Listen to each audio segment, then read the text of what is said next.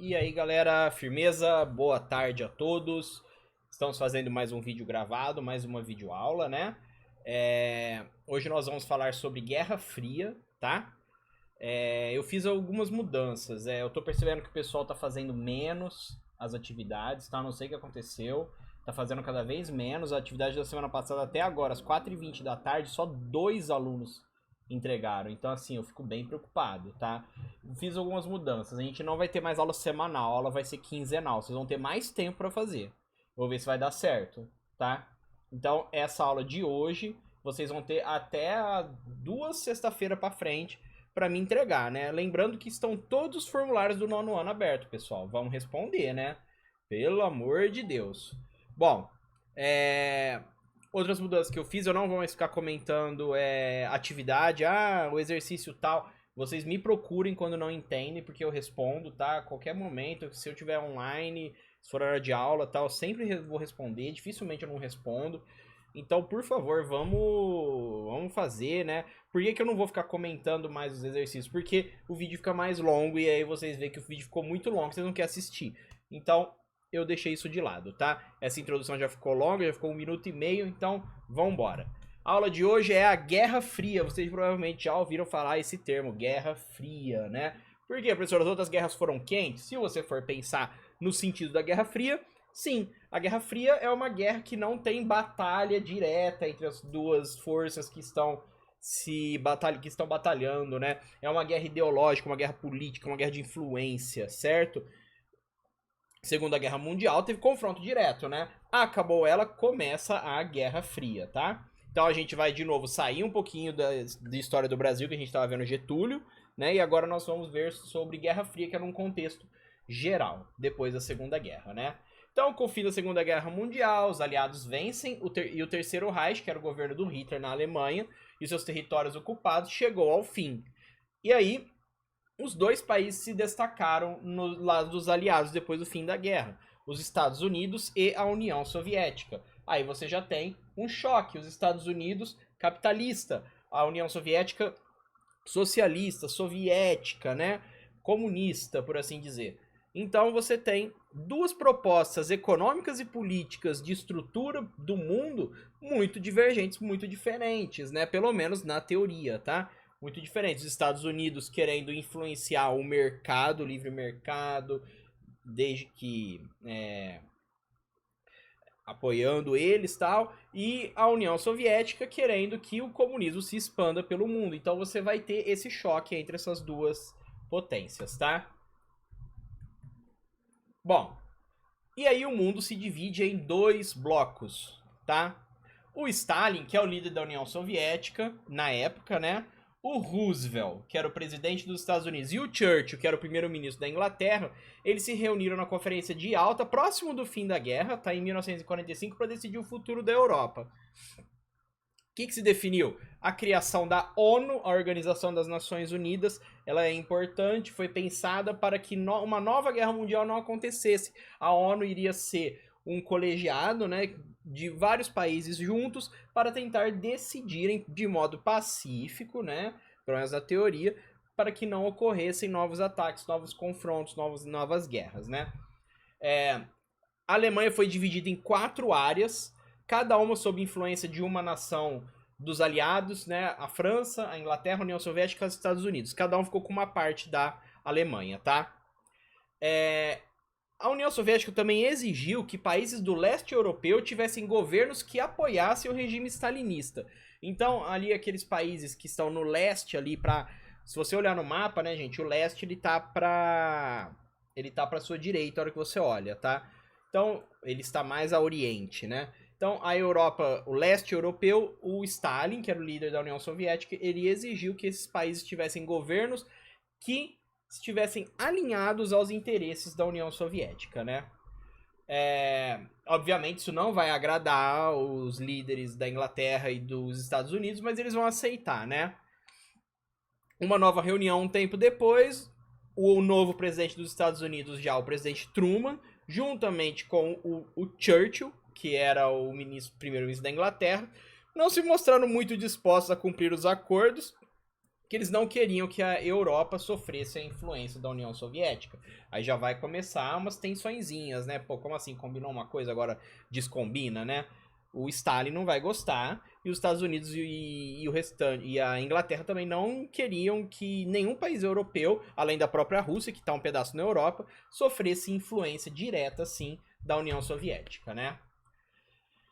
Aí, pessoal, mas mesmo assim, os países do leste europeu, eles se tornaram pró-Stalin, né? Pró-União Soviética. Vocês podem ver aí na imagem, os países aí em amarelo são que fazem parte do bloco soviético, né? Eles eram parceiros ali, né?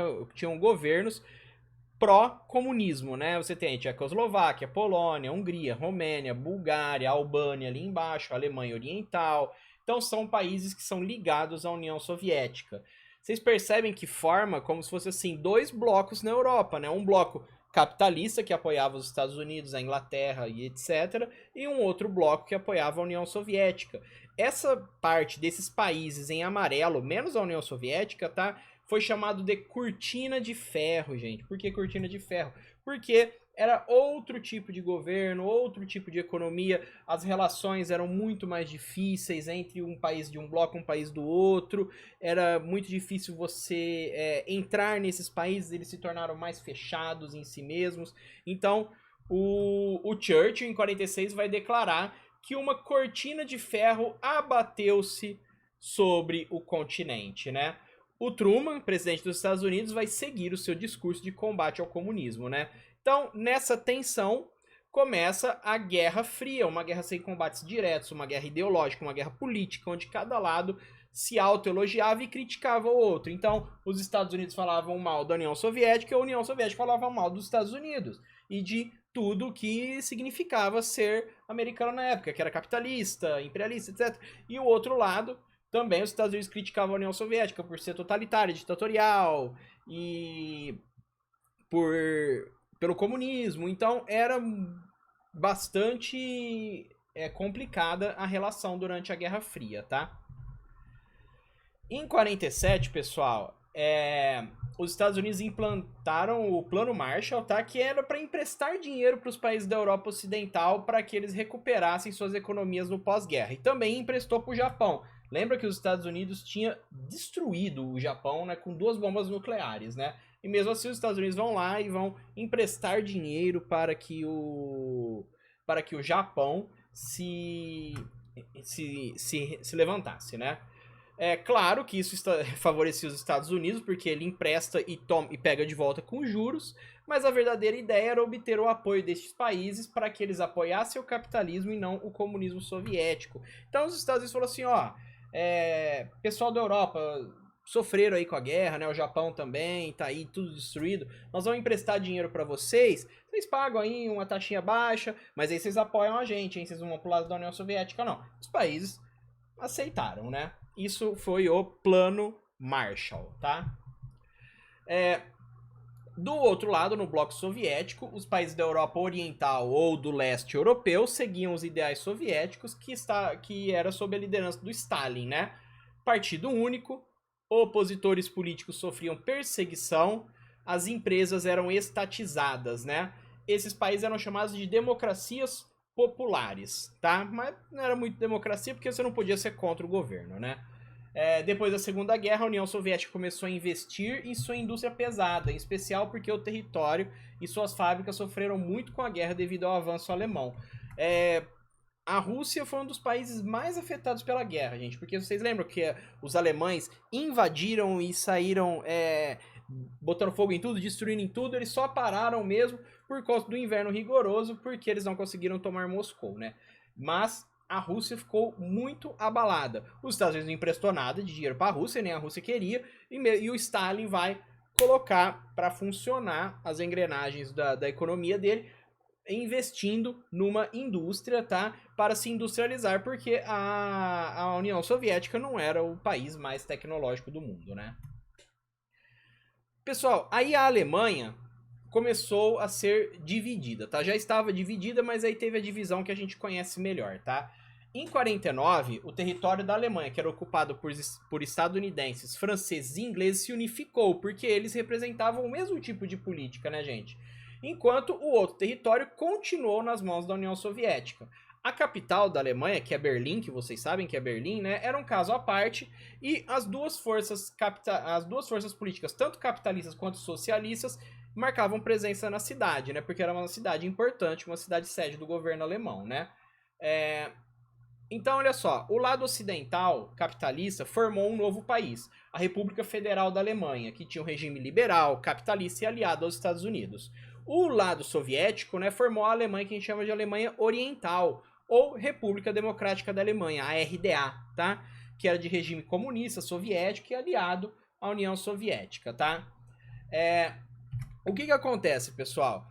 Como ali estava o lado soviético e o lado capitalista, né, os dois lados na mesma cidade, muita gente começou a sair, especialmente do lado soviético, e morar do outro lado. A União Soviética não vai gostar disso, porque estão força produtiva, são pessoas que estão saindo de lá, saindo do regime comunista para ir para o capitalista. O que a União Soviética vai fazer? O famoso Muro de Berlim, pessoal.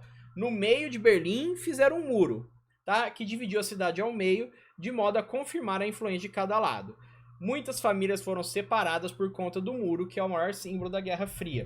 Esse muro fechava, era como se fosse uma fronteira, né? Ninguém passava de um lado do outro sem autorização.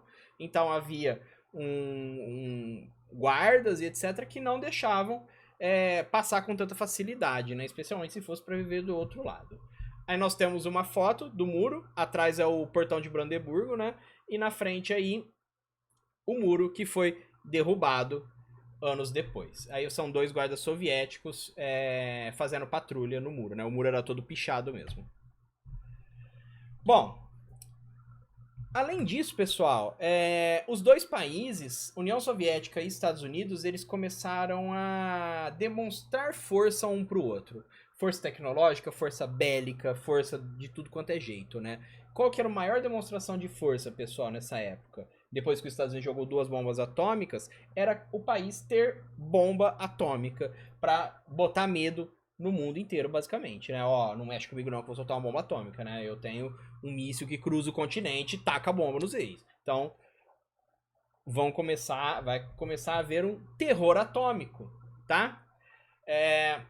Havia, inclusive, um relógio chamado relógio do juízo final ou relógio do apocalipse, né? O perigo de um conflito militar, conforme as tensões entre a Rússia... Nossa, a gente tá escrito errado, hein? Conforme as tensões da Guerra Fria entre Estados Unidos e União Soviética, tá? Ia aumentando. Quanto mais próximos da meia-noite o relógio estivesse, mais perto de um conflito estaria de resultados catastróficos, né? Então, assim, era um relógio, quanto mais perto tivesse esse relógio da meia-noite, lógico, gente, não é no tempo normal, tá? Conforme iam falando, agora é 2 minutos para meia-noite, porque as tensões estão muito altas, tá? Então, quanto mais próximo da meia-noite estivesse, mais próximo de um conflito militar que destruiria, que teria consequências gravíssimas para todo mundo, poderia acontecer, certo? E além disso, querendo demonstrar avanço tecnológico, as duas potências começaram a desenvolver os seus programas espaciais. A União Soviética mandou um homem para o espaço antes dos Estados Unidos, mas os Estados Unidos pisou na Lua primeiro, né? Então, e também conquistar o espaço avançava também a tecnologia bélica, né? Você fazia foguetes que podiam cruzar continentes rapidamente para jogar bomba, lançar bomba em outro lugar, né? Então, essa corrida espacial, ela também é uma demonstração de poder, certo? Bom, pessoal, a Guerra Fria iria durar por muitos anos e os seus desdobramentos seriam dramáticos. Apesar de nunca terem se enfrentado diretamente, ambos os países exerciam influência sobre outras nações menores e estavam sempre se atacando ideologicamente. Bom, na aula de hoje você aprendeu sobre o início do conflito, a divisão da Alemanha, o Muro de Berlim, o medo de uma guerra nuclear e a corrida espacial. Os exercícios estão na descrição do vídeo, façam. Quando você tiver dúvida, você me procura. Eu tô online, me procura, fala comigo, tá bom?